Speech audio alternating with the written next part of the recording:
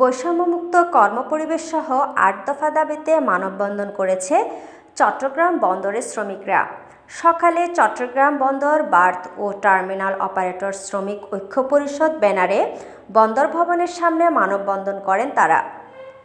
এ সময়ে দেশের অর্থনীতিতে সবচেয়ে গুরুত্বপূর্ণ ভূমিকা রাখা বন্দর শ্রমিকদের বেতন বৈষম্য দূর ও জীবনমান উন্নয়নের দাবি জানান তারা।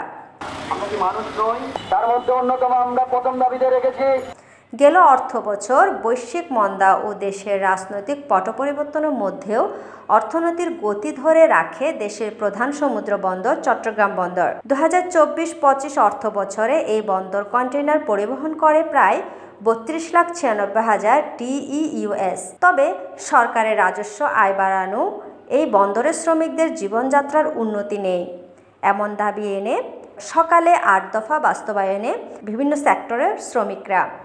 এ সময় শ্রমিকরা অভিযোগ করেন, প্রতি বছরে বন্দরের কন্টেইনার হ্যান্ডেলিং বাড়ছে, বন্দর আন্তর্জাতিক মানের হচ্ছে, কিন্তু এই বন্দরের সবচেয়ে বেশি কায়িক পরিশ্রম করা শ্রমিকদের ভাগ্যের কোনো উন্নয়ন হচ্ছে না।